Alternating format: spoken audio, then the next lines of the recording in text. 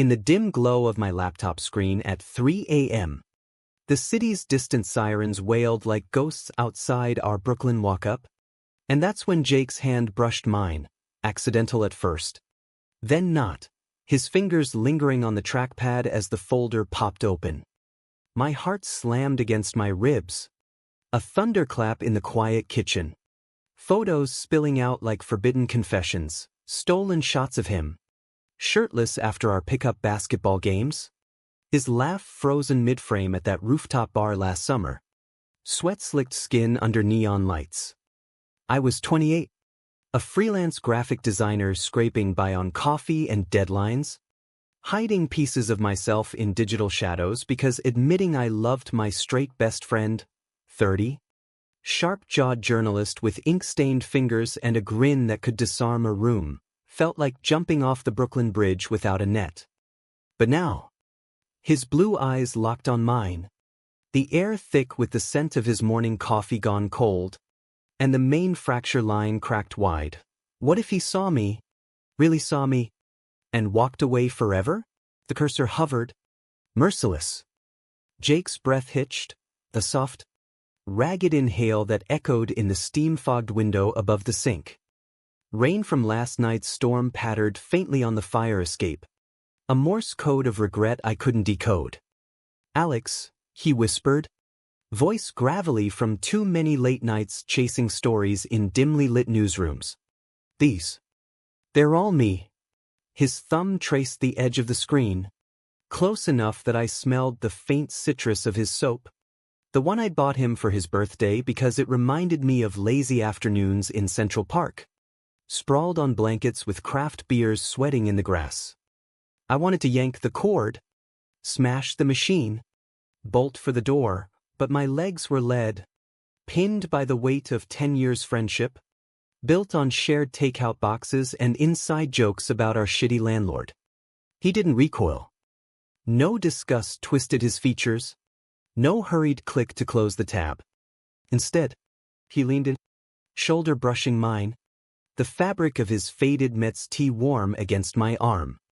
The room spun slow, like the opening reel of one of those gritty indie flicks we'd binge on Netflix, moonlight vibes, but raw, set against the hum of the AC unit rattling like an old engine.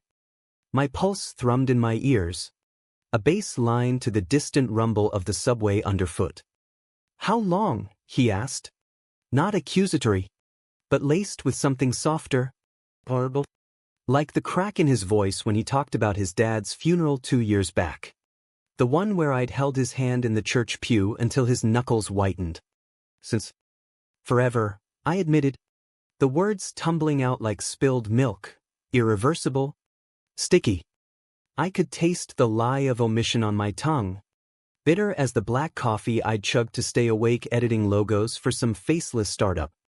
Forever meant college dorms in Boston, where we'd crammed for exams on his lumpy futon.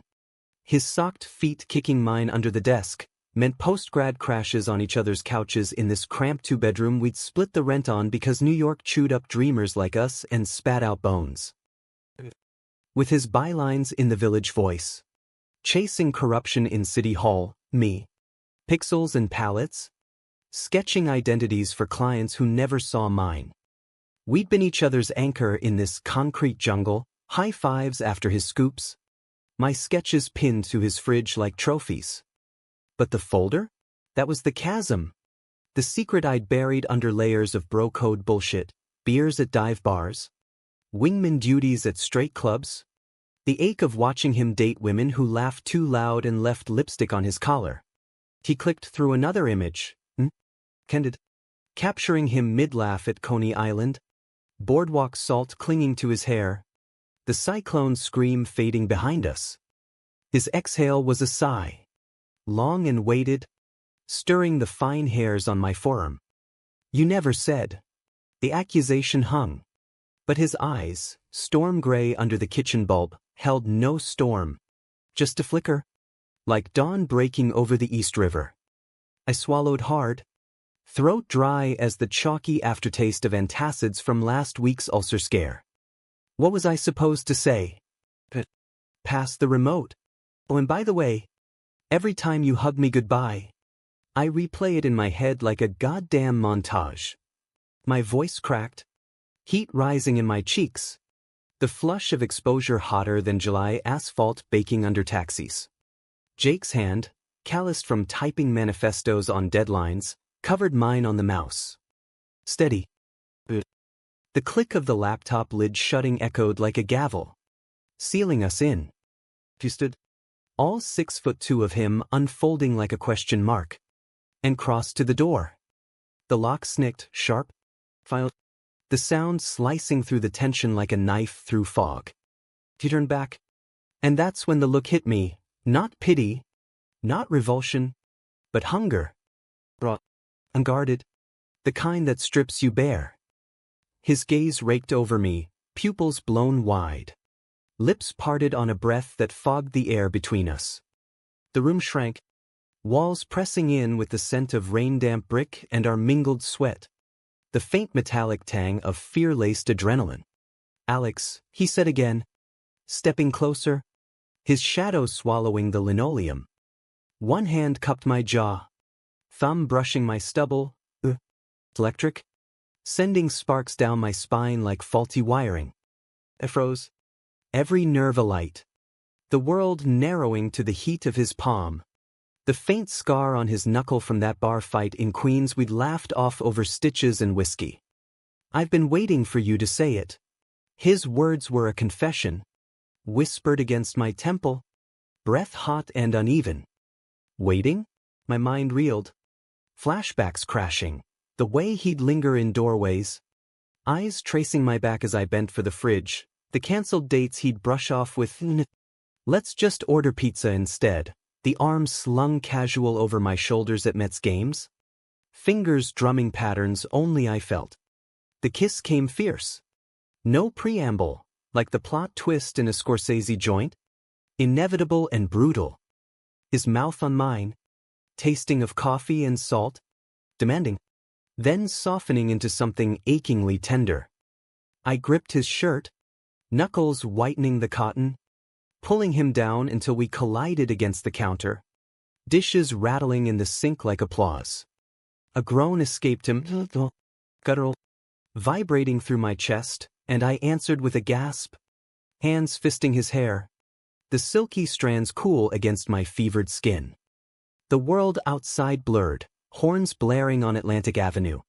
A neighbor's dog yapping, but here, it was just us, bodies aligning like puzzle pieces long misplaced, hips grinding in a rhythm born of years unspoken.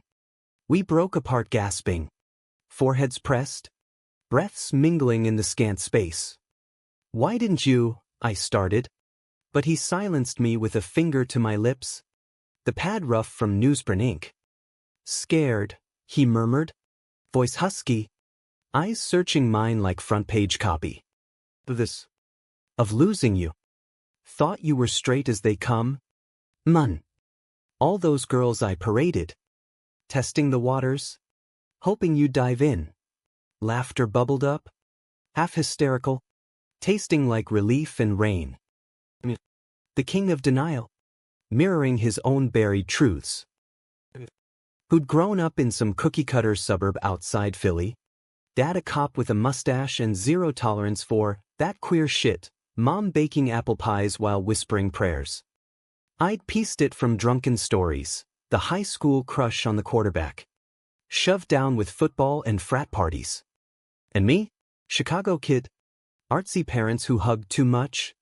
But the fear of small-town echoes in the big city kept my folder locked tighter than Fort Knox. The morning light crept in then, golden fingers through the blinds, painting his face in stripes of warmth. We sank to the floor, backs against cabinets, legs tangled in a heap of limbs and discarded hoodies. His head on my shoulder, weight solid, grounding, the scent of his shampoo, pine and earth, filling my lungs like home. What now? I whispered, tracing the vein pulsing at his wrist, steady as a metronome. He tilted up, that grin breaking through, crooked and real.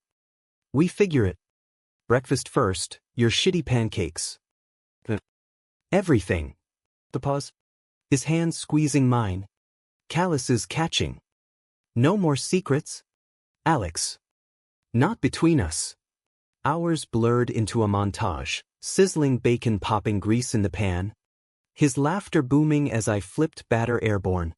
Landing it with a splat, coffee steaming anew. Mugs clinking in toast to late bloomers. By noon, sunlight flooded the living room. Dust motes dancing like confetti.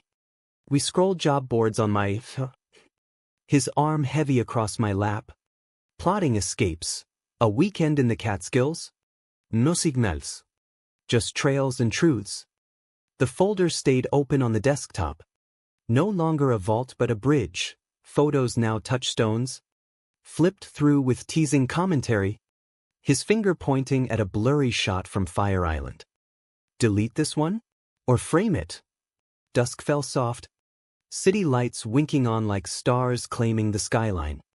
We stood on the fire escape. Shoulders brushing. The air crisp with autumn bite and distant street food vendors hawking halal carts. His hand found mine. Interlacing fingers. Public. Unapologetic. The simple act a revolution in my chest. Below. Brooklyn pulsed. Cabs honking symphonies. Couples weaving arm in arm. Lives intersecting like plot lines. You know, Jake said. Voice low against the wind. That look I gave you? After the lock. It said, finally. Earned. Pulling him close. The metal railing cool under my elbows. Our kiss this time was slow. Savoring the taste of possibility. Sweet as diner pie. In the end, it wasn't fireworks or grand gestures. No sweeping orchestral swell. Just us. Two guys who danced around truths until the music forced a step forward. Meaningful? Hell yeah. In the quiet victories. His byline crediting my photo edit. My portfolio boasting his words. In the way we'd text, miss you, during stakeouts. Or crash exhausted. Limbs entwined against the chill. It turns out, isn't a folder to hide. It's the lock clicking open. The look that says stay. And the shared sigh as dawn breaks on a life rewritten. We were home. To us. In each other's gaze, no secrets. Just the raw, electric hum of us.